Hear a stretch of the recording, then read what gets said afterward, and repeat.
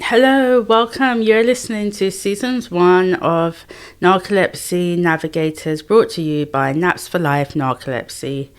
Narcolepsy Navigators is a podcast for raising awareness of this fascinating illness through a deep dive into the lives and individuals living with narcolepsy and idiopathic hypersomnia. I am Kerly Bwoga, the founder of Naps for Life Narcolepsy, and welcome to our stories. Today we are going to talk to Liz from the UK, and the topic is travel. We will discuss the good, the bad, and everything in between. Hello, so welcome, Liz.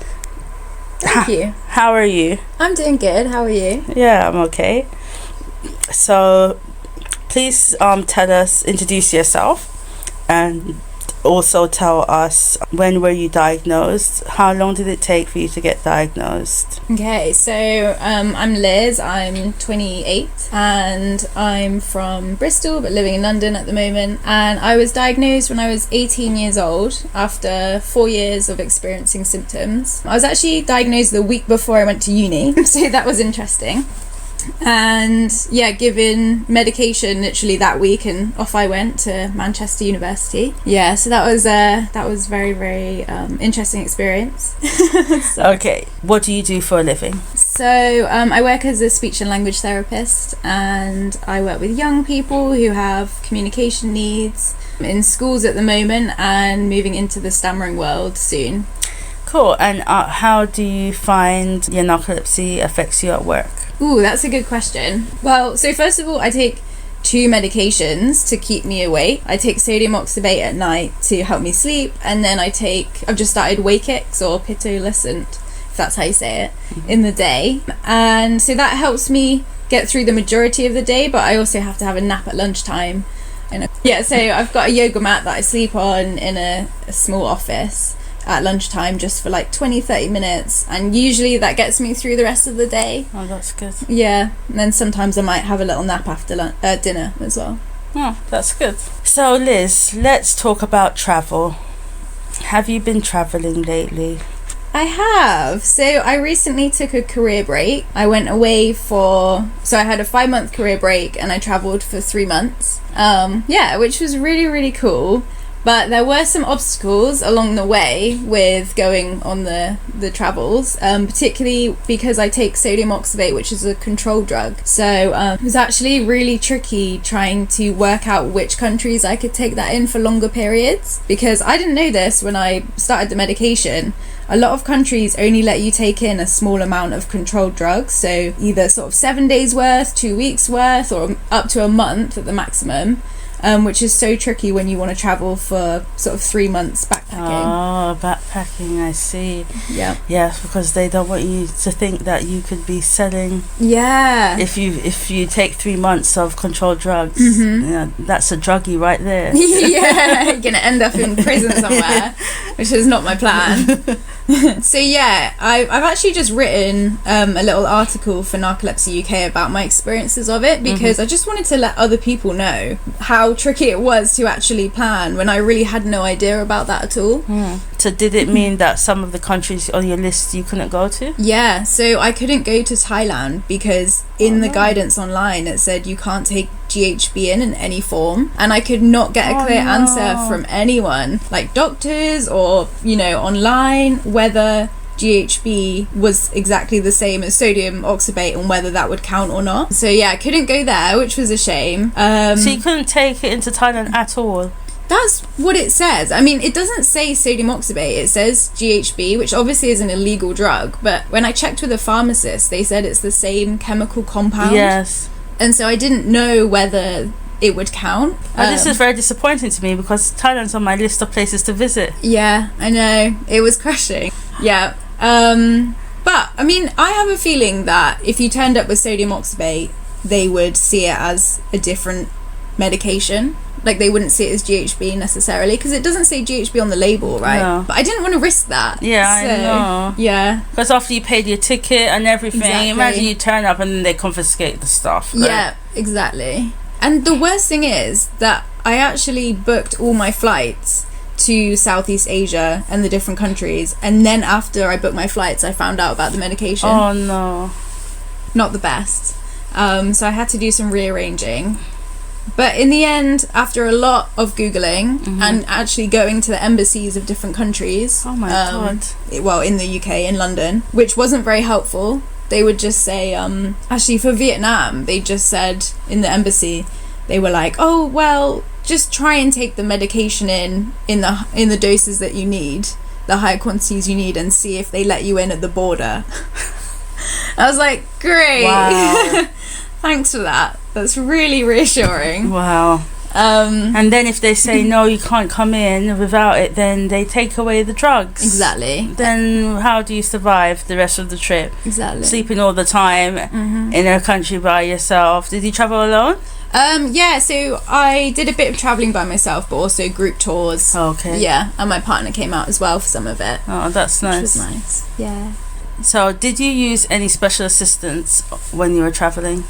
Ooh, I didn't, but I wish I did, because I actually did have a complicated situation in one of the airports. It was when I was coming back from Vietnam, and I think it was Vietnam.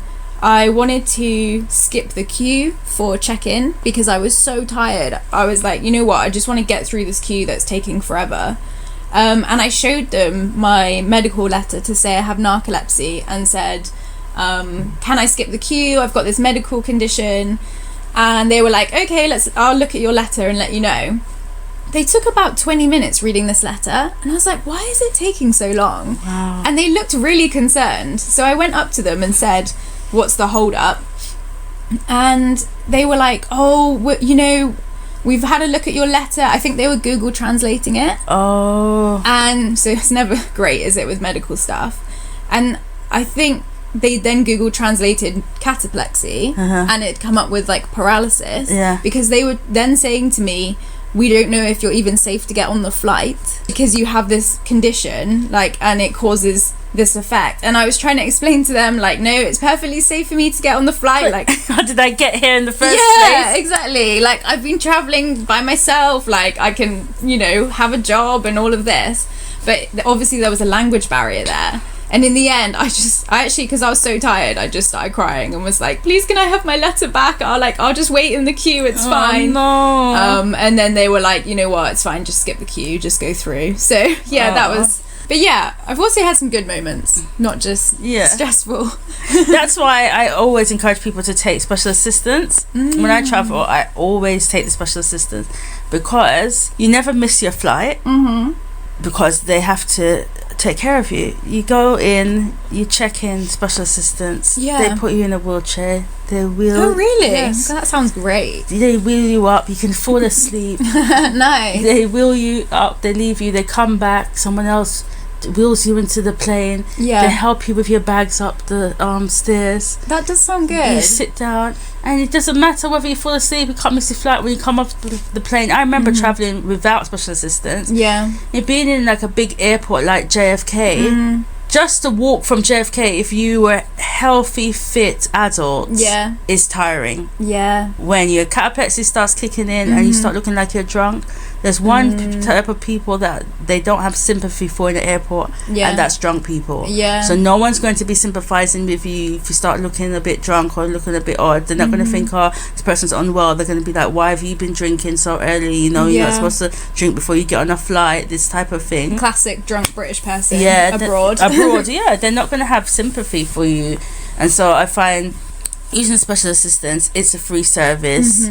You don't ever have to worry about missing your flight. This is their responsibility to make sure that you get on the flight and you don't miss it. And they carry your luggage as well, which is wonderful. Sound good. Maybe I should do that. I feel like as someone with a health condition, I often have this like annoying pride where I feel like I can't accept help because I have to prove that I can do it, which actually is just detrimental to myself a lot of the time.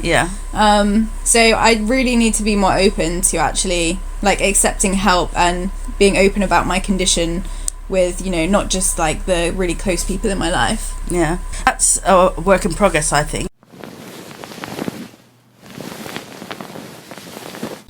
When you do have an illness and it takes away some of your like I would say rights, but it's like autonomy. Or yes, independence. yes. It takes away your autonomy and independence. It means that you feel like cheated, and so if I think it gives you sort of almost like an extra zeal to like feel that you need to be prideful or you need to like do things on your own or whatever, almost like to prove to yourself that you can do it. Yeah. And so then it is more difficult to ask for help because you're always like in your mind, no, I can do it, I can do it, I can do it. Yeah. Definitely. And I think there's that can be very helpful in some areas, but then I think in other areas you might be surprised that a little bit of help can go a long way. And I think in traveling it really helps because then when you get to your destination you're not as like exhausted and stuff, because I find usually when you travel, and this happens to people I think even who do not have narcolepsy, traveling is something that does take a lot of energy, and when you get to the next destination it might take a day or so to recover, to you might be jet lagged or things like that, and to like your body acclimatize into the new environment.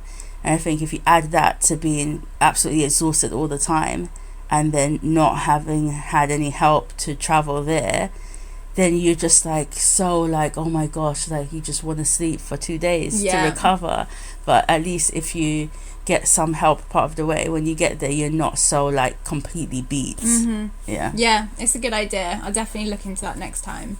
And you're right, and the thing with holidays is obviously if you travel further abroad, when you get there you're so tired that the first couple of days are just recovering anyway, which was why it was quite nice to have a longer term trip, because I could like fully acclimatize, and then you didn't feel like your holiday was wasted. Not saying that people feel like the holiday is wasted, but you've got more time. Yes, as someone with narcolepsy, if you're traveling somewhere, say you went for 10 days, and if you took 2 days to acclimatize, you've already missed 2 days of your holiday. But if you were going for a longer period of time, that really helps, and you don't feel like you've missed out. Yeah, definitely. And so it was a really amazing experience actually, and I'm so glad I did it, because I had no idea how it would work for someone like me who has narcolepsy. But actually, the first thing I did was, so I joined a group tour in Vietnam and Cambodia. It was for 18 to 30-year-olds. It was weird because I was actually one of the oldest, which I wasn't expecting. But it was a really good group of people, and it was nice how it was all set up, because you are traveling around quite a lot by bus. So there was loads of opportunities to nap, and I wasn't the only one napping, which was so nice. Like everyone was falling asleep all the time, and actually a lot of people in the group were really chilled, and you know, they would just take time out to rest, and that made me feel more confident in doing that myself. Instead of feeling like I had to push myself all the time to like see everything, which actually isn't helpful, because then you burn out. And you're not enjoying it. Exactly. That was nice, and I could really take it at my own pace. There were a few early morning starts though. That would have been difficult. Around sort of like 5 a.m. 6. How did you manage that with the sodium oxybate? Did that mean you had to take 1 dose instead of 2? No, so I think there was one time actually we had to get up at 4 a.m. to go and see temples before it got really busy.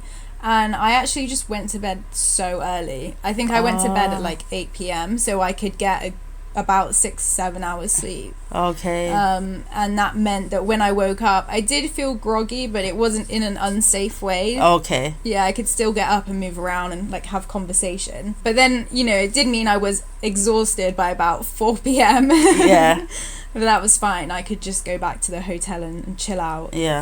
But you didn't get to miss the temple. That's good. And I think the nice thing about a tour as well is you can opt in and out of activities. So if there are things that you don't want to do or you feel too tired to do, you can just say, actually, like, I'm gonna chill back at the hotel or just have some alone time, and I'll see you guys later. Well, that's really helpful.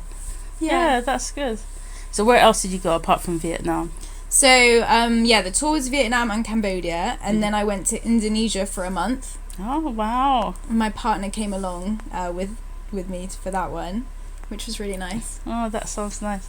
And any trouble there with the medication or anything? No. So Indonesia and Japan, which are the last 2 places I went to, they let you take in as much as you need for your trip. That's really nice. But for your whole trip, so not just where you are in that, how long you are in that country, but also for the places you're going to afterwards. Oh, wow. Yeah. Oh, so those are good places. So anyone who has narcolepsy, Indonesia and Japan, those are the places to visit. Yeah. And obviously Japan is known to be a very efficient and organized country. So I just had to fill in a form online, and I think they got back to me within a couple of days to say like, yeah, we've approved your medication, you just need to print this form, bring it along with you. So that all went like pretty smoothly, which was great. Oh, that's good. Yeah, really nice. And when I was in Indonesia, so I was traveling with my partner, which was really nice to have someone to like sit with me while I nap in different places. Yeah, so you don't look odd. Yeah. Because that's always been my thing. When I was traveling, like, you always sort of like conscious of your bags and your luggage and everything like that. I remember when I was in San Francisco airport, so anyone listening, it has a very good library, has amazing sleeping spots all over the library, undisturbed, really big chairs. You can put one chair for your feet, one chair for your body. It's very comfortable. Amazing. Yeah. That sounds good. Yeah. I think that's the tricky thing about going away, traveling by yourself, is working out the nap situation. There's definitely something that I was really apprehensive about. Do you have any like tips on how you manage that when you're out and about? I'm always sort of looking for a place that's really safe. Like in the airport, I find what's good is that other people are tired as well.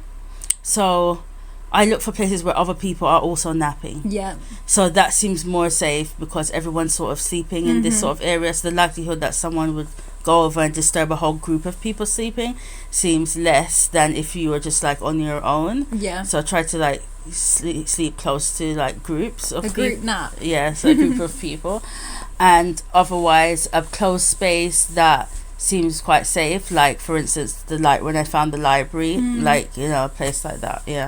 Yeah, definitely. And I think so when I was in Indonesia, obviously it's hot weather over there most of the time. Okay, so that makes narcolepsy worse. It does, but it made it easier to find places to nap.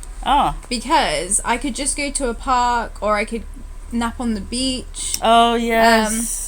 Whereas I find it really tricky in cold places, you know, like UK in the winter. Yes. Because if you go out for a whole day, like, where do you nap? Yes, you know? that's so true. Yeah, it does work in the summer because you can go to the park and lie down and everyone thinks you're sunbathing and you can having a great snooze. Exactly. Put your sunglasses on. Yeah, exactly. No one is the wiser. Yeah, that's true. It is difficult in the winter. There isn't safe places to nap. Yeah, there isn't safe places to nap. And I don't love napping in public. It's something that I used to be really open with it and fine about it. And as I've gotten older, I've actually become like more awkward about napping in public. Maybe it's the vulnerability. Yeah, I think it is. It's definitely something I'm more aware of. And being in London, you know, you don't want to be necessarily like napping in a Starbucks with your bag next to you, you know, because you don't know what will happen. But yeah, it was great when I was away because I did feel safe in most places and it was warm, so it was so easy to just like find parks to nap in. Even in Japan as well, and obviously they have the bullet trains there, so that was great. What's the bullet train? It's a super fast train that goes across the country. Yeah, it's amazing to be on. I don't know how fast it goes. It might be something like 200 miles an hour. Wow. Yeah, it's amazing. And we went on that a fair few times, and that was a great place to have a nap because the chairs are so comfy as well.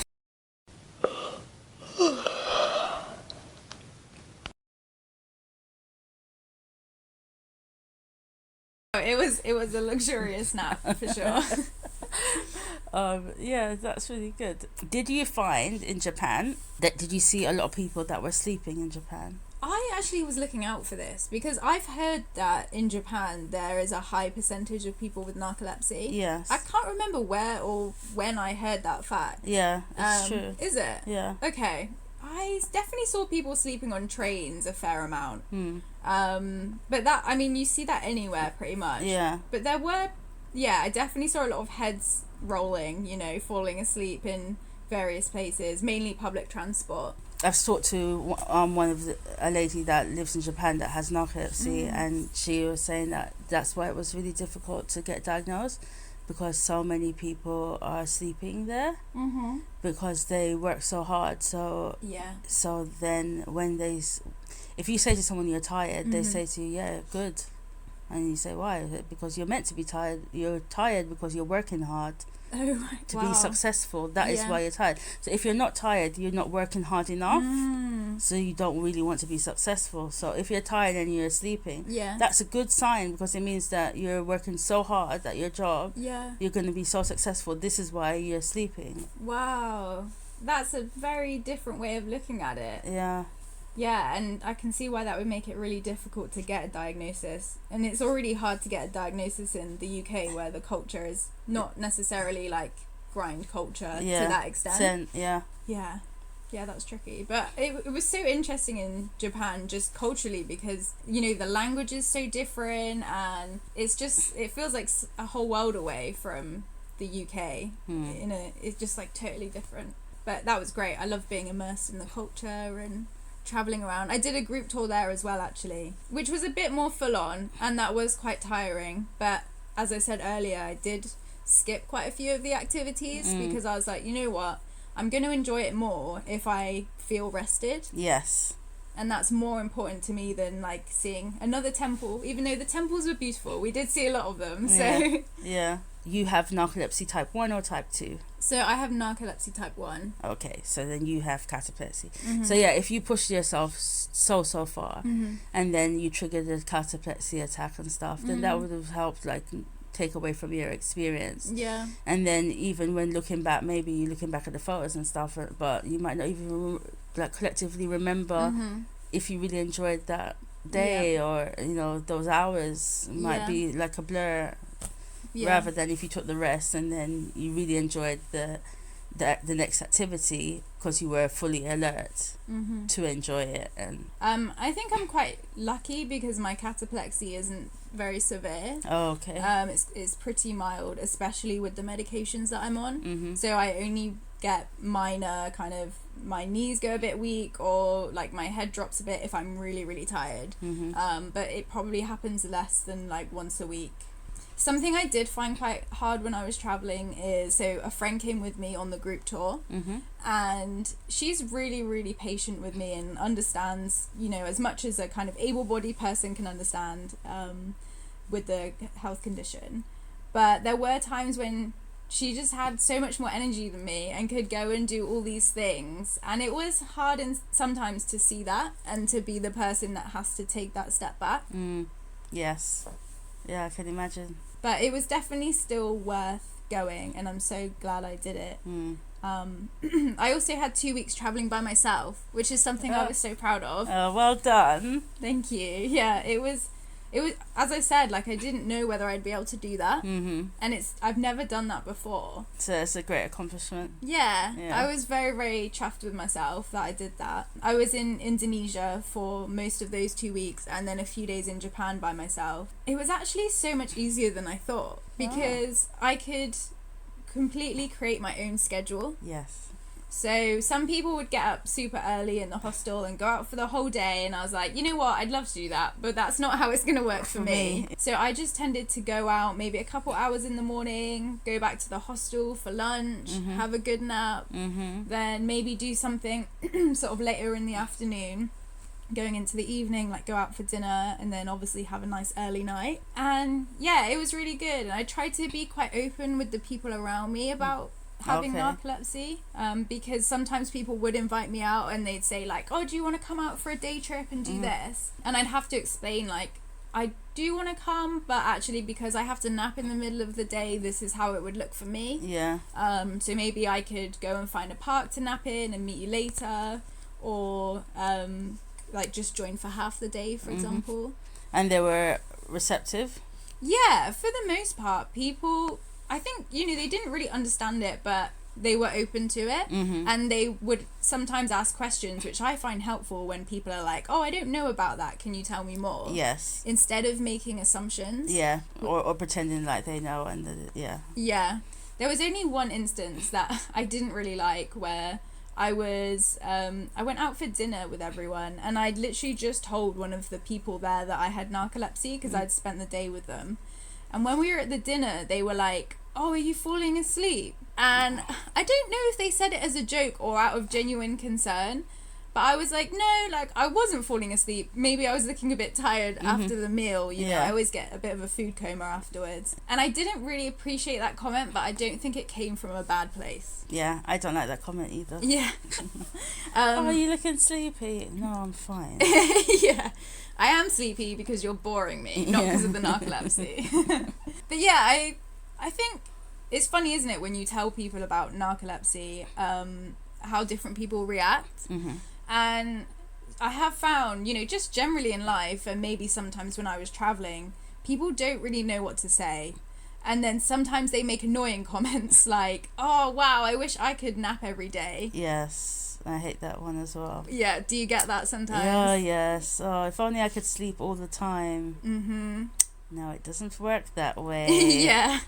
Yeah, it's very frustrating, and you want to bite that person's head off and literally say like, well, you know, I have to take a lot of medication just so I can stay awake and not fall asleep all the time. Yeah, and I'm not sleeping at night. I'm hardly sleeping at night, and I'm having insomnia, and I'm having vivid dreams, and I'm having paralysis. No, it's not a walk in the park. 100%. And I think this is something I've had to say to my friends as well, because most of them, well, yeah, all of my friends know that I have narcolepsy. It's something I am quite open with that group. And then particularly when I was younger, sometimes people would make jokes about it, and I don't mind if people make a joke about it if I think they fully understand what it's like to go through it. If they have like the best possible understanding that they can have as an able-bodied person. But I don't like people making jokes when I don't think they get it, because then it just feels like you're really undermining or like minimizing my experience of this like hard condition, you know?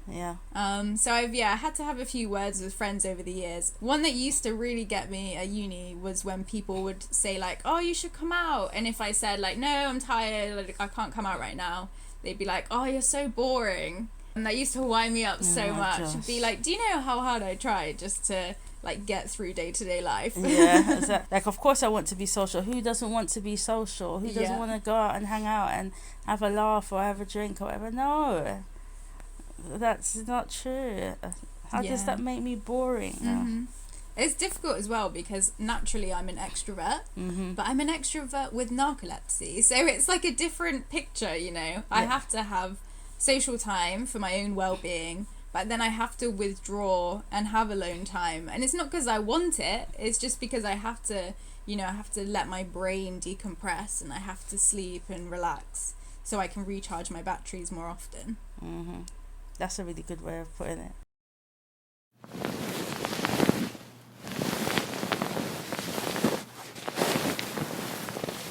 I so relate to that because I'm also an extrovert. I wrote an article on this for Health Union earlier this year, turning from a social butterfly to a hermit, because as you're saying, your body needs the social interaction because that's how you survive as a extrovert and enjoy life. But then your physical body doesn't want it and needs the rest in order to survive, so you're fighting like this. And I think I found since COVID becoming more and more into the hermit than the social butterfly situation. It's very scary because I don't want to be in this hermit situation, but just not having the energy to survive the social situations either. Yeah, I totally get that. And I think COVID had a similar effect on me, just the pandemic in general, because I think before that I would really push myself to be as social as possible, and actually probably to my detriment.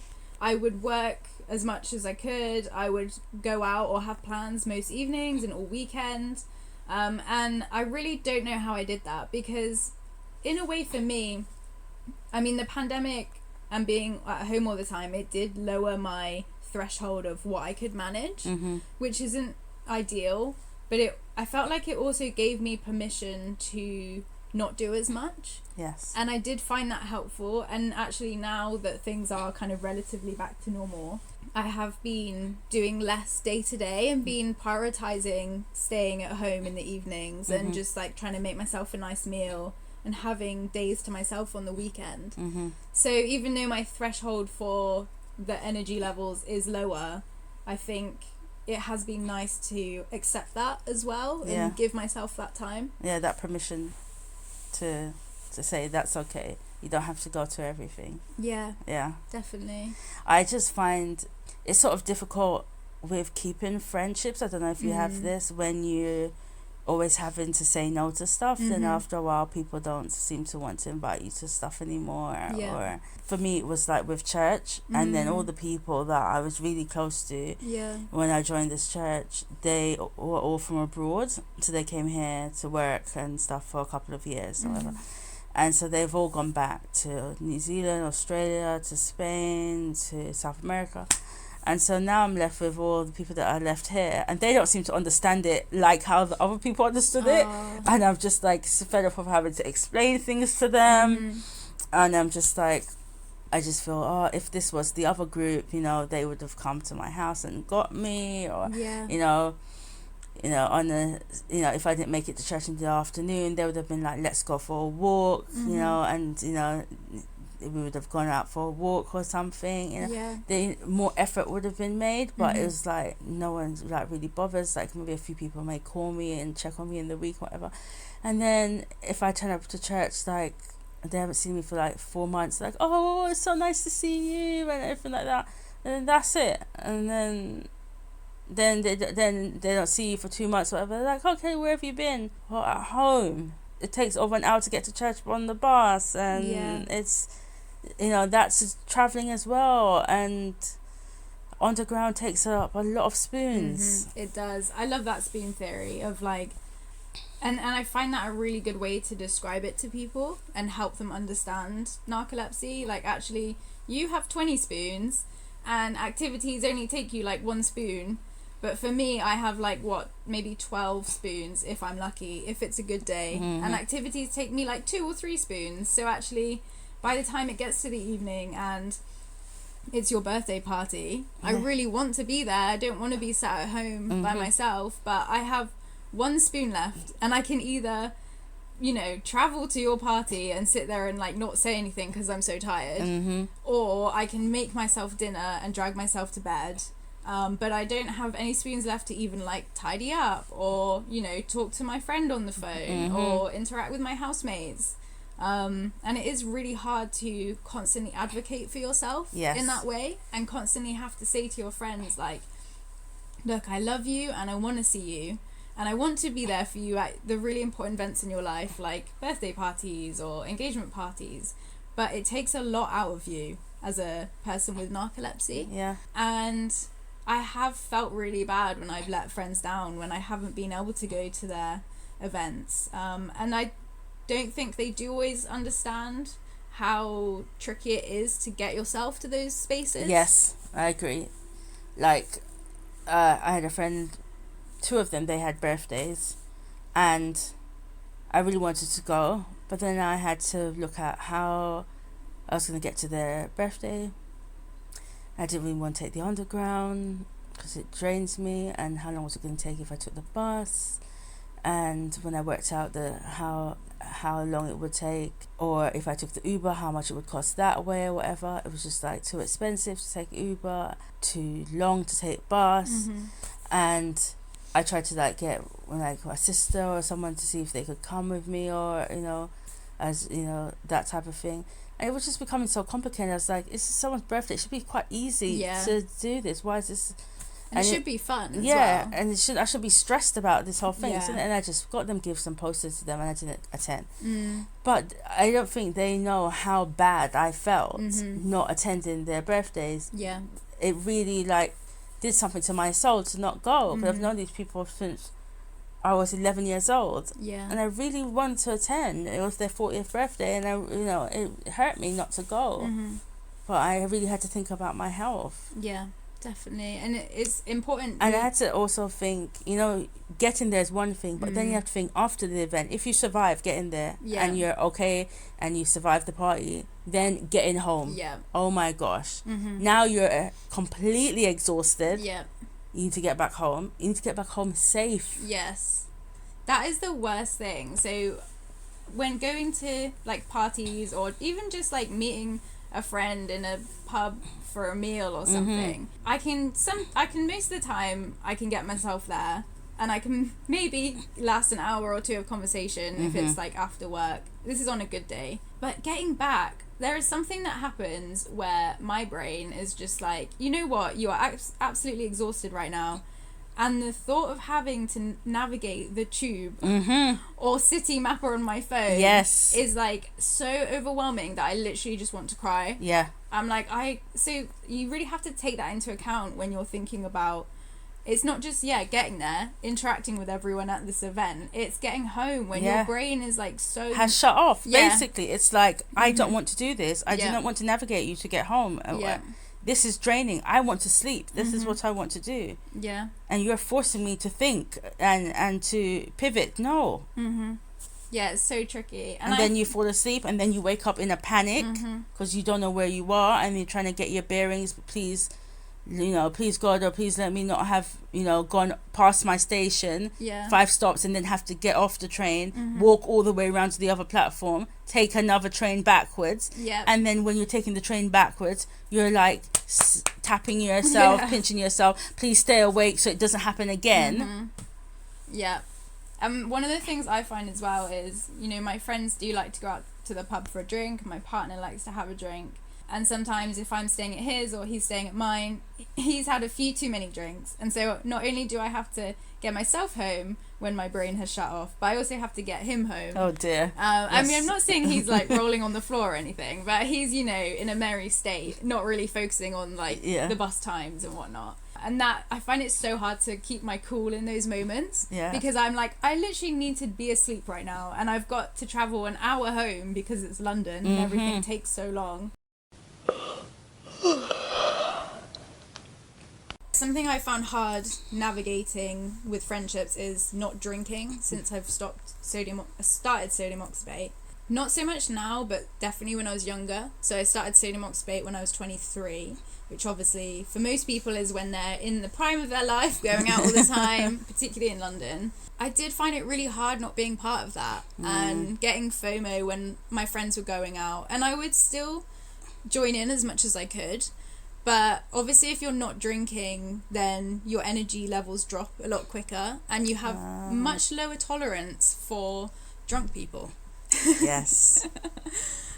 So yeah, I could last a couple hours and then it would hit like, to be honest, even like 10 p.m. and I would be like, guys, I've got to get out of here. Like, you're starting to like repeat the same stories. I'm really tired. I can't hold conversation anymore. And I did feel like it did affect some of my relationships, which was sad because, I used to love having those like tipsy moments with your friends where you're like dancing or like telling each other like a funny story and really having those bonding moments.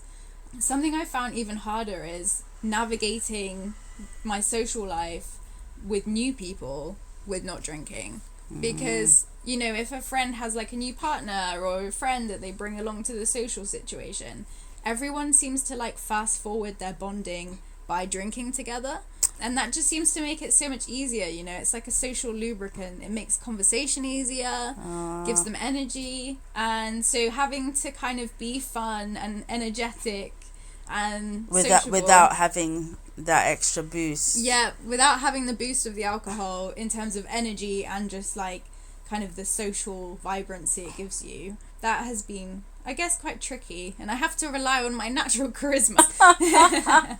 It fluctuates. Oh, that's funny. No, I don't drink, so I haven't had the same experience as you, but hearing your story makes me realize maybe that's why my tolerance is so low for hanging out with people who are drinking, because Maybe that's why I used to get irritated faster when now it started to make sense. Yeah. Yeah, maybe that's why. 'Cause recently I went to a friend's birthday and everyone was like drinking wine and whatever. And I was with these adults and everyone's sitting down eating and they're drinking wine and it's fine. One drink, two glasses, they seem fine. Then dinner finished and then they went downstairs to cut cake and stuff like that. And now some of them were on their like fifth or sixth glass of wine, no. and I was just like, they're starting to behave very odd here. And I was just like, they should have stopped upstairs when they were on four. Like, I don't know what's happening to them now. And then, like, I danced for a couple of songs or whatever, and then I just sat down, and then I could tell that people might have felt that I was being like antisocial or whatever, but I wasn't. It's just that I was not on alcohol. Yeah. So I was not on this buzz that they were on, and they're like, come on, dance with us. And I was like, okay, now just calm yourself. Like, leave me alone. I'll sit here. When the nice song comes on that I want to dance to, I will get up, but I don't need to. And by 10 o'clock, I was like looking at my watch and I was thinking, I need to go home. Yeah. I was like, I've got sodium oxybate to take at 11 o'clock. Like, I need to start heading home. But I went with a friend, a neighbour, and she left her, she was ready, she was also drinking, and I thought, and she left her phone at home. We thought that she had left it in the Uber. Oh. So we needed to go back together.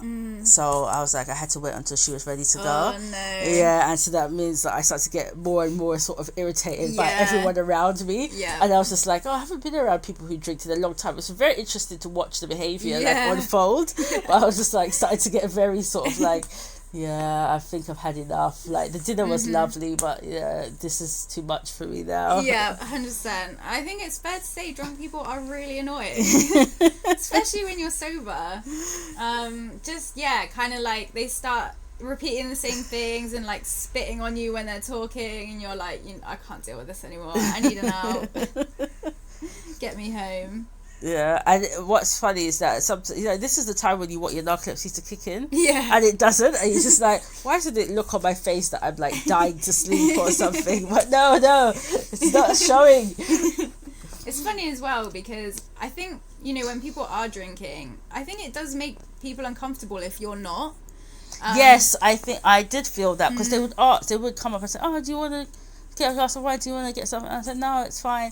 And then like, if you like had say you had said to get something else like a ginger ale or whatever, and as soon as you'd finished that, they'd want to buy you like another one, or because that's what they were doing for themselves, that they always like need to top up or whatever, but it's just not necessary. Yeah. And I don't want to make my friends uncomfortable by not drinking. I mean, most of them know, I'm a good secret keeper, so if anything happens when they're drunk, I'm not going to shout about it, make them feel bad. But yeah, I think when I've been in other situations with people I don't know as well, it does make them uncomfortable, and I don't really understand why, but they're like, like have a drink, go on, like, it'll be fun, and trying to persuade you, and you don't really want to be a mood killer right there and be like, well, I can't drink because I have a long-term health condition and blah blah blah. I shut it down real quick. I just say I'm on medication. Yeah. And they're like, I'm on very strong medication which cannot be mixed with alcohol. It's a good and then they're like, oh, okay. Yeah, conversation finished. Vibe completely. But yeah, it's definitely, I mean, luckily my friends are getting older now, so they drink less anyway, which is good. Their hangovers are getting worse. So they're up for more sober activities. That's good. Which is nice. I did have a weekend away recently though with friends. It was our 10-year anniversary of starting uni. Oh, that's nice. Yeah, it went by in a flash. It's funny because my partner asked me before the meeting, not the meeting, sounds very formal, before the get together, the trip away. Yeah, he was like, oh, are you looking forward to the weekend away? And I was like, I don't know if you ever feel this, but I obviously love my friends and I love going away with them, but it does involve a lot of energy. Yes. So on one hand, I was really excited to see them. On the other hand, I was like, oh God, this is going to absolutely kill me because not only do I have to potentially go on a night out, which for me lasts until like midnight maximum, but I have to socialize the entire day as well, on both days. So, you know, it's always a double-edged sword with things like that. Yeah, and then you have to navigate everybody's personalities and everything. Yeah.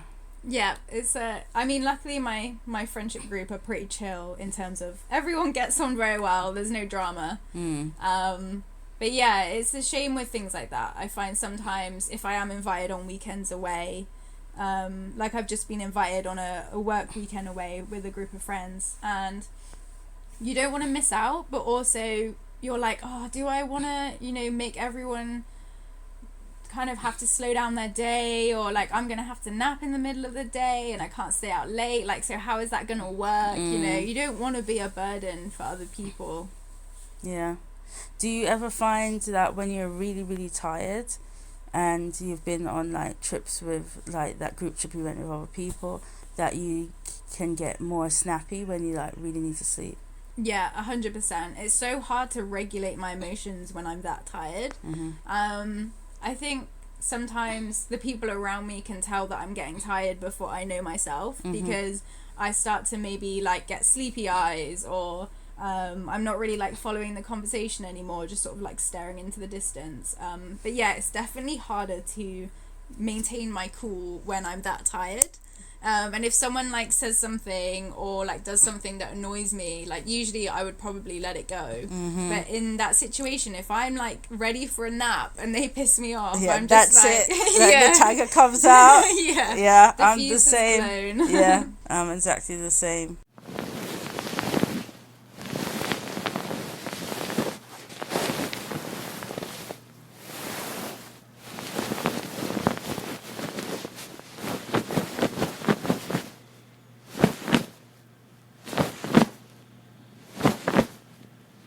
And I feel bad if I've snapped at someone because I've been tired.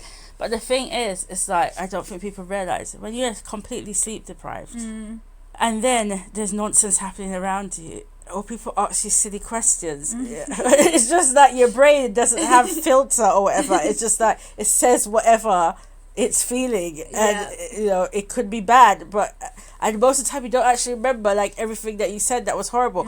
But you know, this is why you shouldn't irritate me or say stuff to me when I am at the brink of the edge. Like, yeah, I've had to give my partner many warnings that sometimes he can wind me up and it's funny, but there are other times when I'm very tired when it's not a good idea to wind me up, because this is not the time. No, I will not get the joke and it will be blown way out of proportion. And I just, I hate that feeling where you're just like so exhausted that you literally want to like cry. Yeah. And navigating that in public around people can be very difficult, and is usually a sign for me like, get your ass home, you need to nap on a bus or like in your bed straight away. Yeah, definitely. Just an exit situation needed.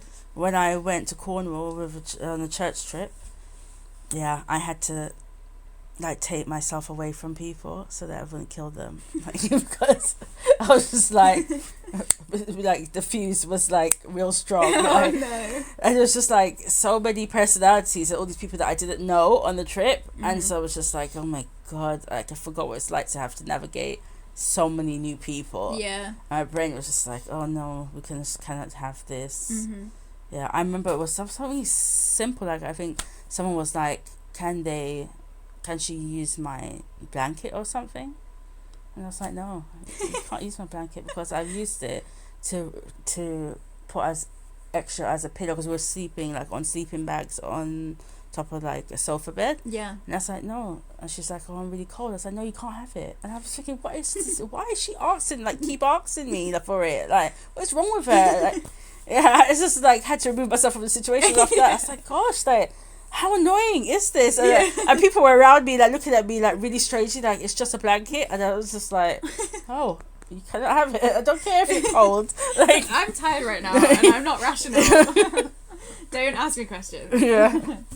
Something that, you know, when you go to situations like that, when you're with a group away, or even when I was traveling, I did find it quite tiring to constantly have to advocate for myself. Yeah. So saying to people, you know what, like, this is the condition I have and this is the symptoms, like, so I'm gonna have to nap in the middle of the day and I'm gonna get a bit tired sometimes.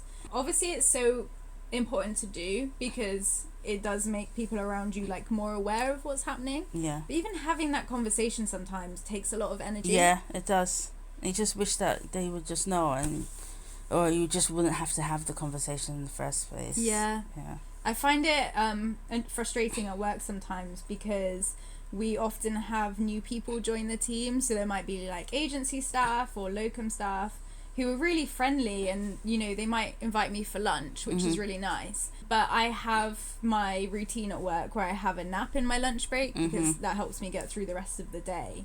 And so it's a fine balance sometimes because I don't want them to think I'm rude and not having lunch with them every day, but then they see me walking out the room, so they're like, well, where is she going? Yeah. Having lunch by herself. She doesn't want to have lunch with us, but she wants to do her own thing. Fine. Exactly. But then having to say to new people all the time, well, actually I have, you know, this health condition, and it can make you feel quite vulnerable. Having to have that conversation with new people all the time. Did they ever say stuff to you like, oh, do you want some coffee, or do you want, you should have a Red Bull and that will help, or stuff like that? Yeah, I've definitely had some unsolicited advice before. I remember when I was in one of my previous jobs and I told someone that I had narcolepsy, and they were like, oh, have you tried hypnotherapy? And I was like, no, I haven't tried that one. They were like, what about acupuncture? I was like, right, listen, it's a neurological condition. It's the brain chemicals, okay? I don't think that's going to be changed by a few needles, but if it did, I would have tried it by now. Already, yeah.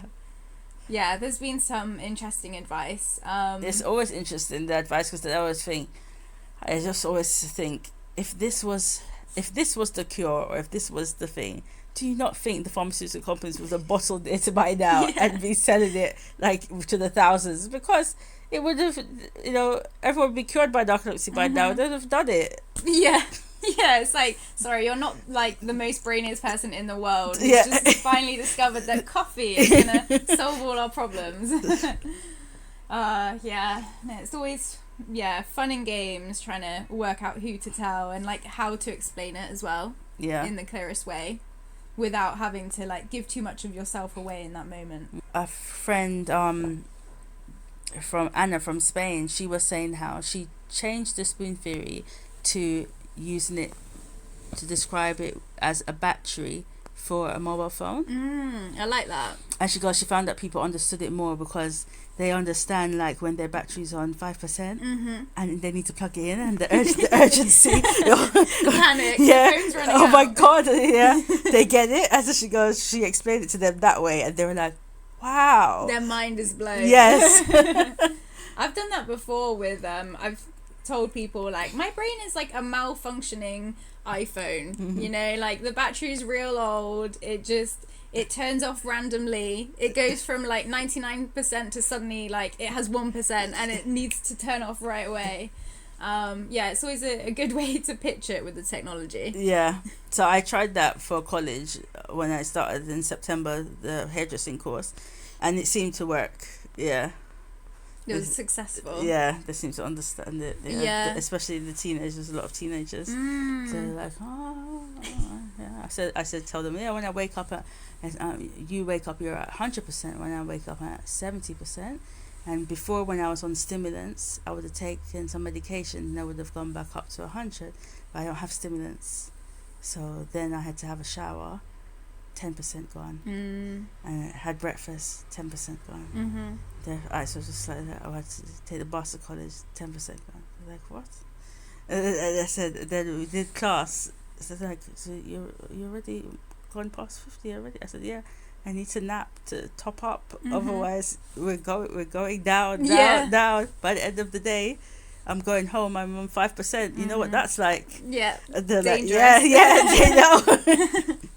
Yeah. I love that, actually. I've never really explained the spoon theory as the phone analogy in that much detail, but I think That definitely will resonate more with the Gen Zs. Yeah. They'll get that. They'll be like, oh God, okay, the phone battery's dying. I think I'm going to steal that one. Yeah.